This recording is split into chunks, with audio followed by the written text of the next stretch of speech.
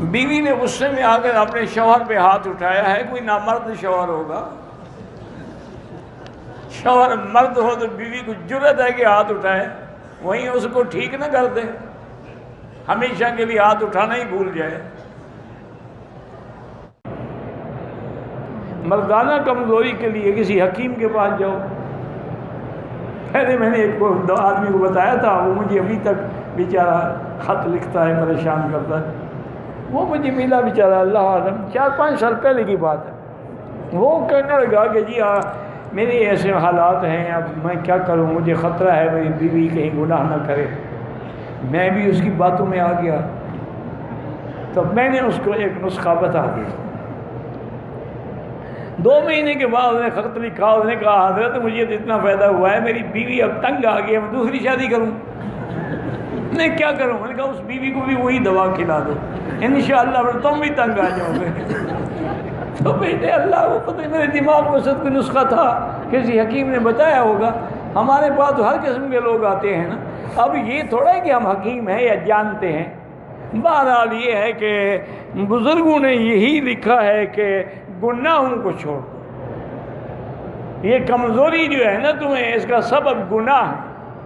جس نے جوانی میں گناہ کیے ہیں، اغلام کیا ہے، غلط عورتوں سے تعلق رکھا ہے، ہاتھوں کو استعمال کیا ہے، کمزور تو ہونا ہے، اور کیا ہونا ہے اسے؟ یہ ہماری گناہ ہوں گے۔ سب سے پہلے گناہ چھوڑ دو، اس کے بعد اگر خالص بلسان کا روغن مل جائے، وہ مدینے پاک میں سنا ہے کہ ملتا ہے، مجھے پتہ نہیں، بدر میں بھی کہتے ہیں ملتا ہے، اس کا ایک قطرہ جو ہے وہ کسی دودھ میں یا کسی چیز میں ڈال کے پی لیا کریں، تو انشاءاللہ بہت بڑی عظیم چیز ہے، لیکن شرط ہے کہ خالص ہو۔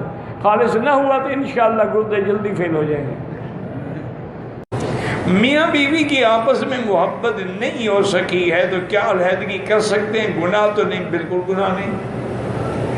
پہلی کوشش تو یہ کرو کہ اصلاح کی کوشش کرو، اور 2 رکعت نماز صلاۃ الحاجہ پڑھ کے یا ذا الجلال والاکرام، یا ذا الجلال والاکرام 100 دفعہ پڑھ کے روزانہ دعا کریں کہ اللہ ہمارے دلوں میں الفت ڈال دے، اللہم الف بین قلوبنا واصلح ذات بیننا، تاکہ بلا وجہ پھر کسی اور سے شادی کریں، اس سے بہتر ہے کہ تمہاری اصلاح ہو جائے اور اس کی انشاءاللہ ٹھیک ہو جائے، ورنہ گزارا کریں۔ ضروری تو نہیں ہوتا نا کہ ہر عورت کو شوہر اس کے خواہش کے مطابق ملے، کبھی موافقت ہوتی ہے، کبھی نہیں ہوتی۔ اگر گزر سکتی ہے تو گزاریں۔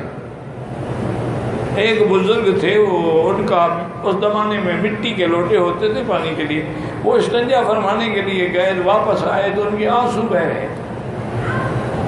تو خادم نے پوچھا کہ کیا بات ہے؟ فرمایا کوئی لوٹا گر کے ٹوٹ گیا۔ تو اس نے کہا حضرت لوٹا اور مٹی کا لوٹا تھا، کون سا سونے چاندی کا لوٹا تھا کہ ٹوٹ گیا؟ میں بھی جاؤں لیا۔ فرمایا کہ بھائی اور تو میں بھی لے آؤں گا، لیکن بات یہ ہے کہ اس کو ہم نے اپنا ننگ دکھایا تھا، اب پھر کسی اور کو دکھانا پڑے گا نا۔